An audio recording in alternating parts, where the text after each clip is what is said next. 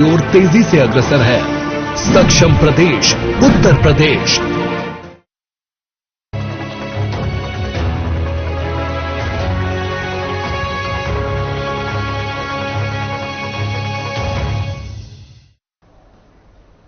नमस्कार, स्वागत है आप सभी का मध्य प्रदेश और छत्तीसगढ़ की खबरों में। मैं आपके साथ निकिता कश्यप। बुलेटिन की शुरुआत करते हैं इस वक्त के हेडलाइंस के साथ।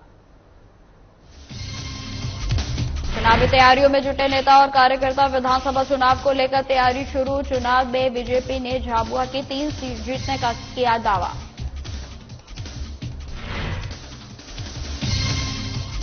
श्यामपुर में सड़क की खराब स्थिति देख विधायक नाराज। विधायक ने मौके पर पहुंचकर किया निरीक्षण। 2 दिन में कार्य पूरा करने के दिए निर्देश।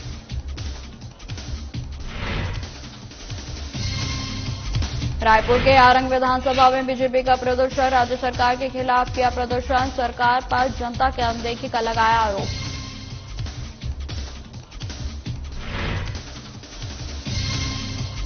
मंदसौर में शांति समिति की बैठक संपन्न। आगामी त्योहारों को लेकर हुई चर्चा। मूर्ति विसर्जन को लेकर जारी किए गए निर्देश।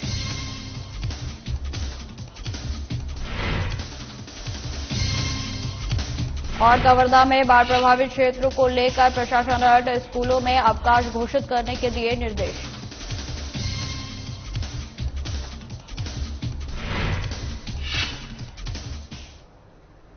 बुलेटिन की शुरुआत करते हैं झाबुआ जिले के तीनों विधानसभा सीट झाबुआ, थांदला, पेटला वध में के चुनाव संयोजक दौलत भावसार ने झाबुआ जिले की तीनों सीट जीतने का दावा करते हुए कहा कि हम अब की बार अप्रत्याशित रूप से तीनों विधानसभा सीटों का रिजल्ट बीजेपी के पक्ष में देंगे। दौलत भावसार ने यह भी कहा कि प्रत्येक बूथ स्तर से लेकर सभी मोर्चा संगठनों की मीटिंग कर ली गई है। पूरी तरह से चुनावी मैदान में भारतीय जनता पार्टी ताकत से उतरेगी और इसके साथ ही उन्होंने तीनों विधानसभा सीटों पर जीत का दावा किया। केंद्रीय और प्रदेश नेतृत्व ने मुझ पर विश्वास किया है जिला चुनाव प्रबंध समिति के संयोजक के रूप में, और मैंने उन्हें आश्वस्त किया है कि इस बार झाबुआ जिले के अप्रत्याशित रिजल्ट भारतीय जनता पार्टी के पक्ष में आएंगे और हम तीनों विधानसभा चुनाव में बहुमत के साथ जीतकर विधानसभा में हमारे विधायक पहुंचाएंगे। और उसके लिए व्यापक स्तर पर हमने बूथ से लगाकर शक्ति केंद्र से मंडल से लगाकर जिला स्तर, मोर्चा प्रकोष्ठ सभी को हमने एक्टिवेट कर दिया है। और विधानसभा स्तरीय हमारे सम्मेलन हो गए हैं, मंडल स्तरीय हमारी बैठकें संपन्न हो गई है, सम्मेलन हो गए। अब हम नीचे अगले चरण के रूप में हम शक्ति केंद्रों के सम्मेलन करने की तैयारी में जुट गए हैं और बहुत जल्दी वो चालू हो जाएंगे। और वो संपन्न होने के बाद हम सीधे बूथ स्तर के सम्मेलन करेंगे। इस प्रकार हमारी तैयारी नीचे तक है, सारे मोर्चे प्रकोष्ठ भी तैयार है। और जन आशीर्वाद यात्रा 15 तारीख को झाबुआ जिले में अंधार वार्ड से प्रवेश कर रही है, जिससे भी इस जिले का मानस, यहाँ के मतदाताओं का हृदय परिवर्तन होगा। इस प्रकार की हमें आशा और उम्मीद है। श्यामपुर बस स्टैंड पर सीडीएस कंपनी की लापरवाही देखने को मिल रही है। वहीं आपको बताते चले कि साधना प्लस न्यूज के द्वारा पहले भी इस मामले को उठाया गया था, लेकिन संबंधित विषय पर संबंधित लोगों के द्वारा निरंतर लापरवाही की गई। वहीं आपको बता दें कि सीडीएस कंपनी के अधिकारियों के द्वारा बार बार इस विषय को अनदेखा किया गया है। श्यामपुर में ओवरब्रिज के आसपास सर्विस लाइन जो निकली हुई है, दोनों साइड की स्थिति इतनी खराब है कि ग्रामीणों को, बाहर के लोगों को वहां निकालने में तमाम परेशानियों का सामना करना पड़ता है। और इसके चलते हुए ग्रामीण ने जब शिकायत की तो सीहोर विधानसभा के विधायक सुदेश राय और श्यामपुर तहसीलदार श्याम चंदेल मौके पर पहुंचकर निरीक्षण उनके द्वारा किया गया और साथ ही कार्य 2 दिन में पूरा करने के निर्देश दिए गए।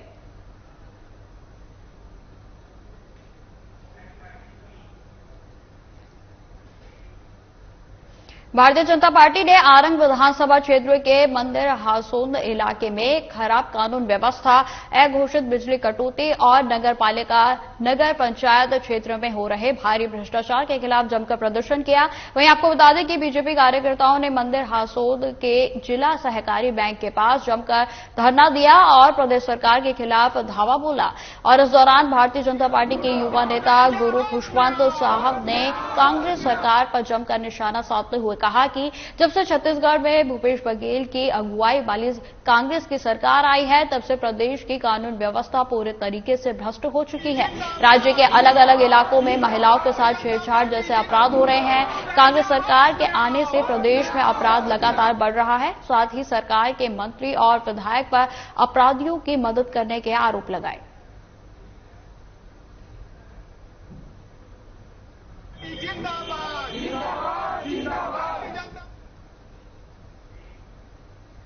रायपुर स्थित भाटपाल के लक्ष्मण मांझी ने मगडू मांझी के नाम पर प्रस्ताव रखा गया। वहीं आपको बता दें कि जिसे मांझी समाज के लोगों ने सर्वसम्मति से स्वीकार किया है। इस अवसर पर सांसद दीपक बैज ने नवनियुक्त उपाध्यक्ष को बधाई देते हुए बस्तर दशहरा पूरे विश्व में प्रसिद्ध है और इसे देखने के लिए आने वालों की संख्या लगातार बढ़ रही है और ऐसी स्थिति में इसकी सुव्यवस्था योजना के आयोजन के लिए सभी आवश्यक कदम उठाने की आवश्यकता होगी और इस दिशा में आवश्यक बजट की भी मांग शासन से की गई है। बैठक में कलेक्टर विजय दयाराम ने सभी का स्वागत करते हुए बताया कि साल 2022 में ऐतिहासिक बस्तर दशहरा पर्व का आयोजन के लिए शासन से 75 लाख रुपए का आवंटित किए गए थे और पर्व के आयोजन के लिए 95 लाख रुपए का व्यय हुआ था और जिससे करीब 20 लाख रुपए जो है उसका भुगतान किया जाना शेष है।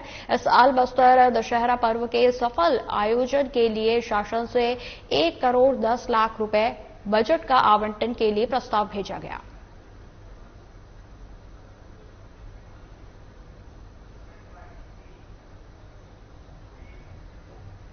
मंदसौर में जिला स्तरीय शांति समिति की बैठक संपन्न हो गई है। आपको बता दें कि जिला स्तरीय शांति समिति की बैठक पुलिस कंट्रोल रूम में आयोजित की गई थी और बैठक के दौरान आगामी त्योहारों को लेकर चर्चा की गई।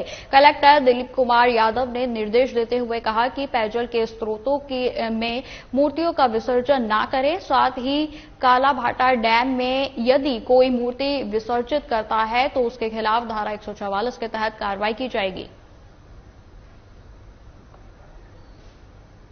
त्योहार सबसे पूर्व में आ रहा है, बरसात का समय है।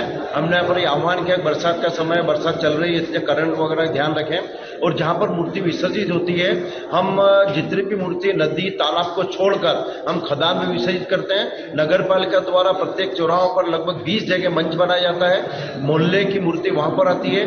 नगर पालिका कर्मचारियों द्वारा स्वच्छ और साफ ट्राली के अंदर खदान पे ले जाई जाती है। मैं मंदसौर नगर वासियों से आग्रह करता हूं कि आगे नवरात्रि त्योहार भी आ रहा है ना, अन्य ढोल ग्यारस भी आ रहा है। सारे त्योहार पर शांतिपूर्ण मनावे, अपने बच्चों का ख्याल रखें। जब मूर्ति विसर्जित करने जाए, जब वहां पर कुएं में तालाब में पानी ज्यादा है, गहरे पानी में बच्चों को न जाने देवे, इस प्रकार से आह्वान करता हूं। जिला गौरव मंडल अध्यक्ष के नाते, मूर्ति विसर्जन के नाते अर्जुन जी डाबर साहब सभी लोग हम साथ हैं और मूर्ति विसर्जन व्यवस्थित करेंगे। जहां पर मूर्ति विसर्जित करना वहां पर करेंगे। नगर पालिका का आह्वान करता हूं, जहां पर लाइट स्ट्रीट लाइट बंद उसको चालू की जावे, जहां पर पेड़ की डालें खांगना वहां पर खांगी जावे जिससे करंट उत्पन्न हो।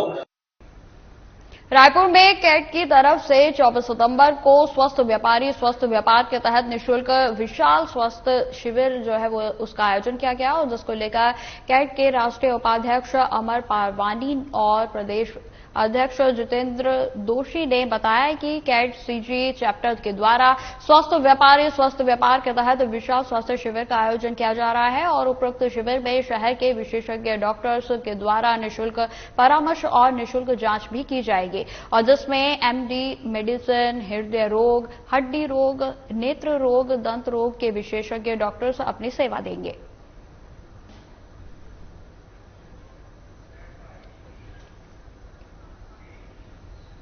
बालाघाट जिले के मलारखंड नगर पालिका परिषद के सीएमओ शिव प्रसाद धुर्वे को 2 लाख रुपए की रिश्वत लेते हुए जबलपुर लोकायुक्त की टीम ने कलेक्ट्रेट के गेट पर रंगे हाथों पकड़ा। आपको बता दें कि बालाघाट निवासी सुशील कुमार का मलारखंड नगर पालिका में कचरा संग्रहण सन 2018 से 22 तक का ठेका है और जिसमें कि उनके 39 लाख रुपए का मलारखंड नगर पालिका के ऊपर बकाया था। वहीं आपको बता दें कि जिसको पास करने के लिए मलारखंड नगर पालिका के सीएमओ शिव प्रसाद धुर्वे ने 2 लाख रुपए की राशि की मांग की थी।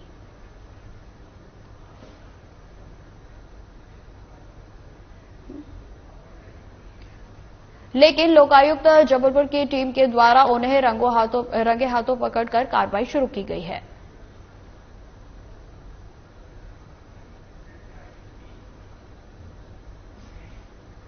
मेहर में बिजली विभाग की बड़ी लापरवाही देखने को मिल रही है। आपको बता दें कि मेहर जिले के पंजाबी गुरुद्वारा के पास वार्ड नंबर 6 निवासी के द्वारा पिछले 1 महीने से खंभे पर स्पार्किंग की शिकायत जो है वो लगातार की जा रही थी, लेकिन विभाग के अधिकारियों के द्वारा इस पर ध्यान नहीं दिया जा रहा था। वहीं आपको बता दें कि खंभे पर बिजली स्पार्किंग से कभी भी कोई बड़ा हादसा घटित हो सकता है।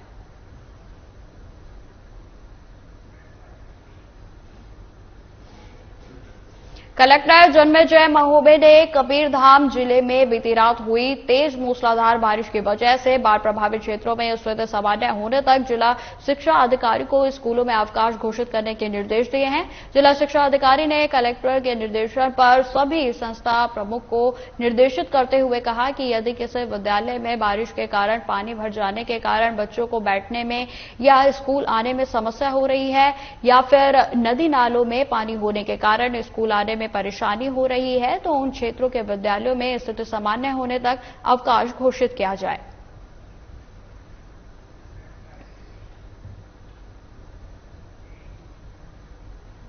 कसडोल के विकासखंड सोना खान पुलिस चौकी के अंतर्गत कसोंदी गांव में आकाशीय बिजली गिरने से एक व्यक्ति की मौत हो गई। वहीं आपको बता दें कि 5 लोग गंभीर रूप से घायल हो गए, जिन्हें सामुदायिक स्वास्थ्य केंद्र कसडोल में भर्ती कराया गया। बताते चले कि क्षेत्र में पिछले कई दिनों से मौसम काफी खराब है और रुक रुक कर बारिश हो रही है और इसी बीच 14 सितंबर को कसोंदी में कुछ लोग पेड़ के नीचे बैठे हुए थे और तभी यह हादसा घटित हुआ।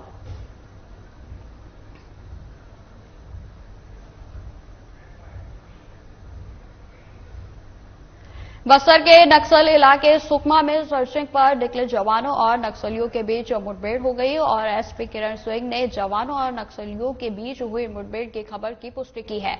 जैसे ही जवान ताड़मेटला के जंगल में पहुंचे तो नक्सलियों ने जवानों पर फायरिंग शुरू कर दी। वहीं आपको बता दें कि मुठभेड़ में 2 इनामी नक्सली ढेर हुए हैं, वहीं हथियार भी बरामद कर लिए गए हैं। पूरा मामला सुकमा जिले के ताड़मेटला इलाके का है, जहां पर घटना को लेकर मंत्री कवासी लखमा ने कहा कि इस मामले पर मुख्यमंत्री भूपेश बघेल को पत्र भेजकर न्यायिक जांच की मांग की गई है और 6 महीने के अंतर्गत तालमेटला का सच सामने लाने की भी बात मंत्री लखमा ने कही। ताड़मेटला सरसिंग गांव में, उस गांव में 5 तारीख को हमारा सेंटर के पुलिस, सीआरपीएफ, जिला बल चिंतागुप्ता थाना से सर्चिंग में निकले थे, ऐसा पुलिस का कहना है। जंगल में मुठभेड़ हुआ, उस मुठभेड़ में 2 नक्सली मरे हैं, 1-1 लाख इनामी। ये पुलिस कहती है और मीडिया से, आम आदमी से गांव वाले ने शिकायत की है कि वो नक्सलेट नहीं थे, गांव वाले थे, ये फर्जी मुठभेड़ है, ऐसा गांव वाले कह रहे हैं। और पुलिस लगातार बोल रही है कि ये नक्सलेट है, मिलिशिया थे, 1-1 लाख का इनामी थे। पुलिस के माध्यम से, मीडिया वाले से माध्यम से पता कर मैं माननीय मुख्यमंत्री भूपेश बघेल साहब को सवेरे इसका जानकारी दिया हूं। मैंने मांग किया हूं कि मेरे क्षेत्र का मामला है, वास्तव में दोनों तरह से बातें आ रही है। मध्य प्रदेश मीडिया संघ जिला अध्यक्ष विमल राय के नेतृत्व में मीडिया संघ के सदस्यों ने मुख्यमंत्री शिवराज सिंह चौहान के नाम पर कलेक्टर को ज्ञापन सौंपा है। आपको बता दें, ज्ञापन में बताया गया है कि मध्य प्रदेश मीडिया संघ मांग करता है कि मध्य प्रदेश के सभी जिलों में जिन पत्रकारों के खिलाफ झूठी शिकायतें दर्ज हैं और मुकदमे दर्ज हैं, उन सभी मुकदमों को वापस लिया जाए और इस दौरान मध्य प्रदेश की मीडिया संघ सीहोर जिला इकाई के सभी सदस्यगण मौजूद रहे।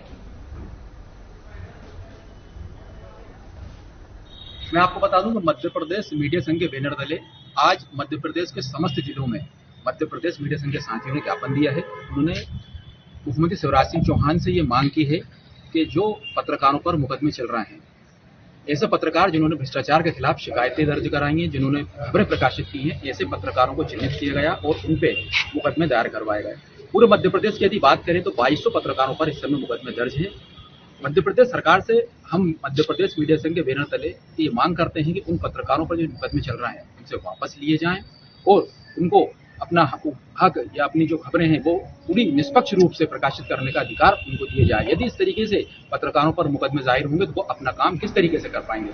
यही उज्जैन में भारतीय मजदूर संघ से जुड़े सफाई कामगार संघ और सेवानिवृत्त अधिकारी संघ के द्वारा ठेके पर काम कर रहे सफाई कर्मचारियों को स्थायी करने, महंगाई भत्ते और अन्य मांगों को लेकर पिछले लंबे समय से आंदोलन किया जा रहा है, लेकिन आज तक उनकी मांग मंजूर नहीं की गई है। इसके विरोध में भारतीय मजदूर संघ ने एक बार फिर आवाज उठाते हुए प्रदर्शन किया और सागर स्थित गांधी बालोधान में रैली निकाली गई।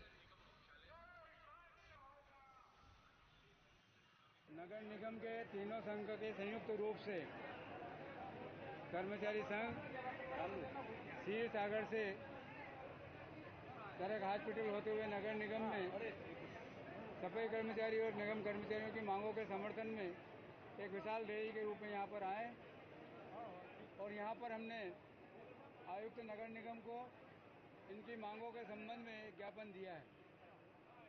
मैं इस संदर्भ में ये बोलना चाहता हूँ कि कई दिनों की इनकी मांगे थी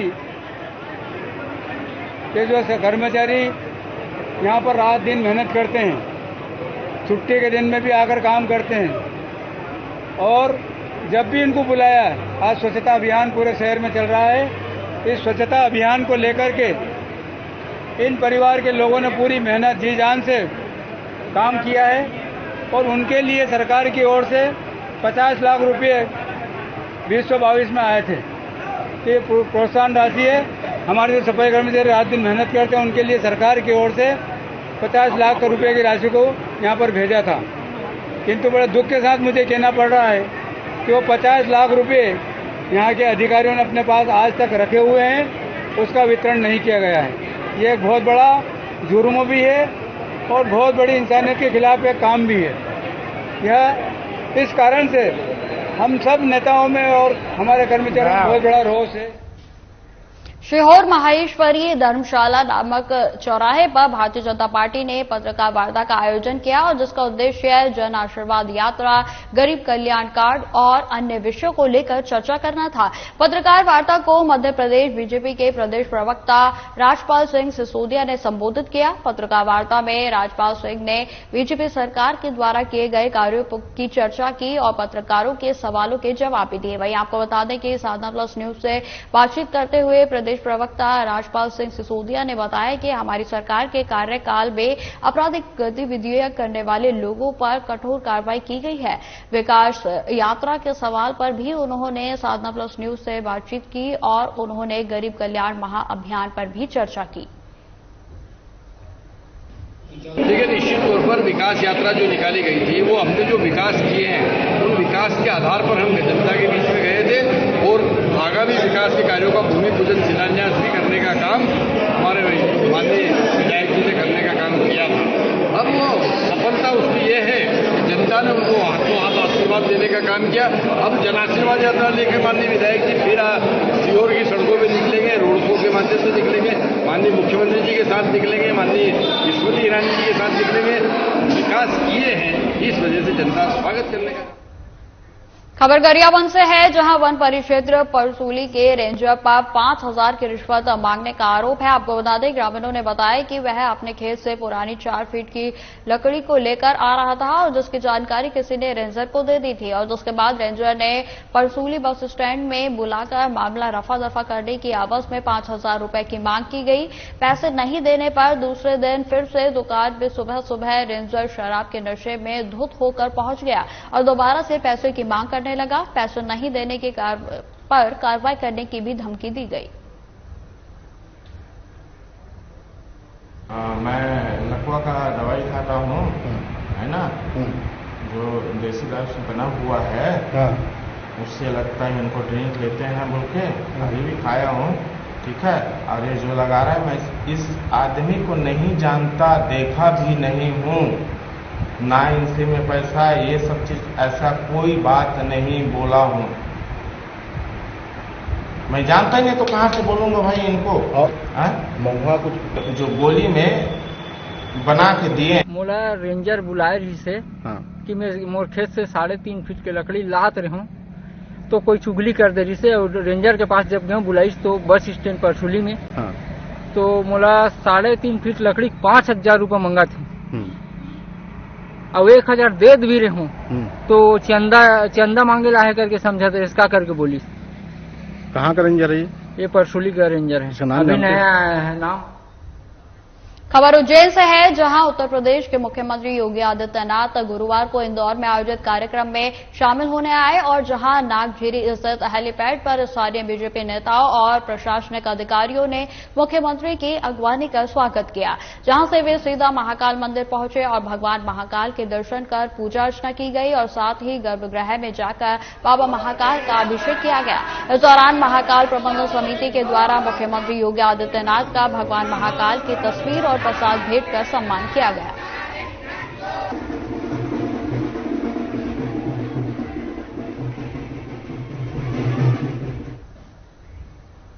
छत्तीसगढ़ में भारतीय जनता पार्टी के द्वारा परिवर्तन यात्रा की शुरुआत केंद्रीय मंत्री अमित शाह के नेतृत्व में दंतेवाड़ा से ओम माथुर ने हरी झंडी दिखाकर शुभारंभ किया गया और साथ ही परिवर्तन रथ पर कार्यकर्ताओं की भीड़ के साथ जमकर नारेबाजी करते हुए कांग्रेस पर जोरदार निशाना साधा गया। वहीं आपको बता दें कि पूर्व मुख्यमंत्री डॉक्टर रमन सिंह, नारायण सिंह चंदेल व छत्तीसगढ़ प्रभारी ओम माथुर ने कांग्रेस की नीतियों को भ्रष्टाचार बताया और दंतेवाड़ा से निकलकर बस्तर विधानसभा क्षेत्र में भी वर्तमान विधायक के कार्यकाल पर जोरदार तंज कसा गया और साथ ही आगामी चुनाव में कांग्रेस की सरकार को खदेड़कर भारतीय जनता पार्टी की सरकार प्रदेश में बनाने का दावा भी किया। चलो सबको बहुत बहुत धन्यवाद। की सेवा करो, अपने मुख्यमंत्री इसके विरोध में छत्तीसगढ़ के विकास के लिए, मोदी सरकार के 9 साल के कार्यों को जनता को बताने के लिए, 15 साल के बीजेपी के कार्यों को जनता को बताने के लिए और भूपेश बघेल की अनारकी सरकार का भंडाफोड़ करने के लिए ये परिवर्तन यात्रा निकली है और ये परिवर्तन यात्रा परिवर्तन लाएगी और बीजेपी की सरकार बनाएगी। दंतेवाड़ा की परिवर्तन यात्रा की शुरुआत हुई, वो बहुत जोश खरोश के साथ में, बहुत हिम्मत के साथ में और भारी जनसमूह के साथ में परिवर्तन यात्रा की शुरुआत हुई है और मैं तो सुबह से हूँ, दिन भर लोगों ने भव्य स्वागत किया है। छोटे छोटे स्थानों पर 5-5 हजार की सभाएं हुई। ये इस यात्रा की बहुत बड़ी सफलता है। रायपुर में दक्षिण मध्य एशिया के सबसे बड़े होलसेल कॉरिडोर कमर्शियल हब का मुख्यमंत्री भूपेश बघेल ने शिलान्यास किया। वहीं आपको बता दें कि जहां कैबिनेट मंत्री मोहम्मद अकबर, कृषि मंत्री रविंद्र चौबे, विधायक धनेन्द्र साहू सहित हजारों की संख्या में जिले के व्यापारीगण उपस्थित रहे। चैंबर प्रदेश अध्यक्ष अमर परवानी ने प्रदेश के 12 लाख व्यापारियों की ओर से मुख्यमंत्री भूपेश बघेल को धन्यवाद ज्ञापित करते हुए कहा कि प्रदेश के व्यापार जगत के लिए एक अहम दिन है। होलसेल कॉरिडोर कमर्शियल हब के रूप में व्यापारियों को एक नई सौगात मिली है, जो कि अंतर्राज्यीय स्तर पर छत्तीसगढ़ प्रदेश को पहचान दिलाएगी। वहीं आपको बता दें कि यह होलसेल कॉरिडोर प्रदेश और अंतर्राज्यीय पड़ोसी राज्यों के साथ व्यापार के विकास में अपनी महत्वपूर्ण योगदान देगा और प्रदेश के राजस्व में भी वृद्धि होगी। आगे परियोजनाओं की जानकारी देते हुए बताया गया कि इस परियोजना में थोक व्यवसाय से जुड़ी सभी सुविधाएं और भौतिक अधोसंरचना उच्च मानकों के अनुसार प्रदान की जाएगी।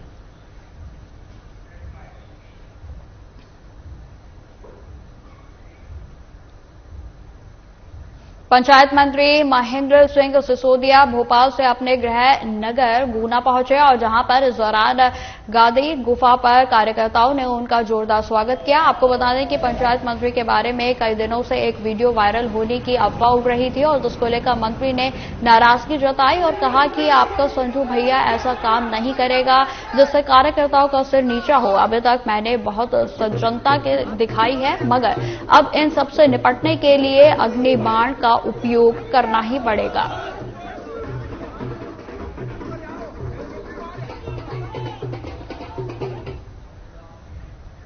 प्रधानमंत्री नरेंद्र मोदी के दौरे को लेकर कांग्रेस संचार प्रमुख सुशील आनंद शुक्ला ने बड़ा बयान सामने आया है। आपको बताते हैं उन्होंने कहा कि प्रधानमंत्री मोदी का मैजिक अब काम नहीं कर रहा है। साथ ही उन्होंने यह भी बताया कि प्रदेश की जनता अब मोदी से सवाल कर रही है कि जीएसटी से होने वाले फायदे अब कहां हैं। साथ ही काले धन को लेकर सुशील आनंद शुक्ला ने पीएम मोदी पर जमकर निशाना साधा। मोदी मैजिक अब बीते दिनों की बात हो गई है। भारतीय जनता पार्टी मुगालते में है कि नरेंद्र मोदी को छत्तीसगढ़ बुला के या उनके चेहरे के आधार पर 2023 के विधानसभा चुनाव में कांग्रेस को टक्कर देगी।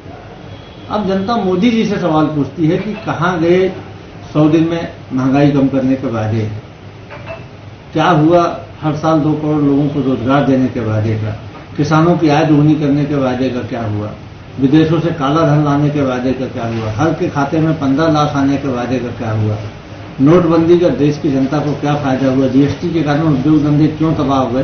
इन सवालों का जवाब अब नरेंद्र मोदी जी को देना होगा। अब वो बीते दिनों की बात हो गई जब मोदी मोदी करके लोग मोदी के पीछे पागल हुआ करते थे। फिलहाल इस बुलेटिन में इतना ही। खबरों की और भी जानकारी के लिए बने रहे हमारे साथ। नमस्कार।